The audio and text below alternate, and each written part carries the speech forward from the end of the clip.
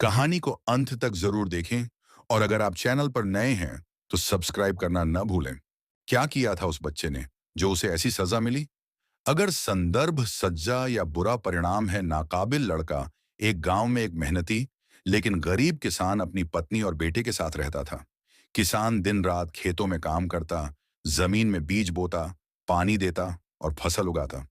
वह चाहता था कि उसका बेटा अहमद बड़ा होकर उसका सहारा बने, लेकिन अहमद बिल्कुल अलग निकला। अहमद न सिर्फ आलसी था बल्कि नाफरमान, आज्ञा न मानने वाला भी था। वह किसी की बात नहीं सुनता था, ना माँ की और ना ही बाप की। किसान की पत्नी बहुत समझदार और सहनशील औरत थी।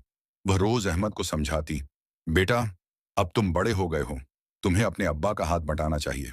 वह दिन भर मेहनत करते हैं ताकि तुम्हें खाना मिल सके। लेकिन अहमद हर बात को मजाक में उड़ा देता। वह सुबह देर से उठता, दोस्तों के साथ खेलने निकल जाता, सारा दिन इधर उधर घूमता रहता और शाम को ऐसे घर लौटता जैसे कुछ हुआ ही न हो। किसान बूढ़ा हो चुका था, उसकी कमर झुक गई थी, हाथों में कंपी आ गई थी, लेकिन फिर भी वह काम करता रहा। एक दिन अहमद हमेशा की तरह खेलते खेलते गांव से दूर निकल गया। चलते चलते वह एक घने जंगल में पहुंच गया। वहां एक बड़ा पेड़ देखकर वह उसके नीचे लेट गया ताकि थोड़ी देर आराम कर सके। पेड़ की छाया ठंडी और शांत थी और उसकी आंखें बंद हो गईं। अचानक अहमद के कानों में दो पक्षियों की आवाजें सुनाई देने लगीं। ये एक चिड़िया और एक चिड़ा थे जो पेड़ पर बैठे बातें कर रहे थे। चिड़िया कह रही थी, काश सभी बच्चे अपने माँ बाप की इज्जत करें, उनकी बात मानें।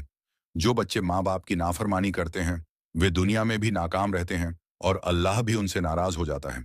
चिड़ा बोला, हाँ, ऐसे बच्चे अक्सर मुश्किलों में फंस जाते हैं और जिंदगी भर पछताते हैं। माँ बाप के बिना दुनिया में कोई अपना नहीं होता। अहमद तुरंत उठ खड़ा हुआ और सीधा घर की ओर दौड़ पड़ा। जब वह घर पहुंचा तो उसने अपनी माँ से कहा, अम्मी, मुझे माफ कर दो, मैं बहुत गलत था। फिर वह अपने अब्बा के पास गया और उनके कदमों में बैठकर माफी मांगी। अगले दिन से अहमद ने खुद को बदल लिया। अब वह सुबह जल्दी उठता, अपने अब्बा के साथ खेतों में जाता, उनका काम करता, पानी देता, फसल की देखभाल करता। उसके माँ बाप हैरान और खुश थे कि उनका बेटा अचानक इतना बदल गया है। कुछ ही दिनों में अहमद गांव के अच्छे लड़कों में गिना जाने लगा। सब उसकी तारीफ करने लगे।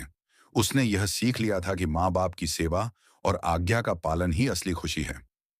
सबक: यह कहानी हमें सिखाती है कि माँ बाप की बात मानना, उनकी सेवा करना और उनसे मोहब्बत करना हमारी जिंदगी की सबसे बड़ी कामयाबी है।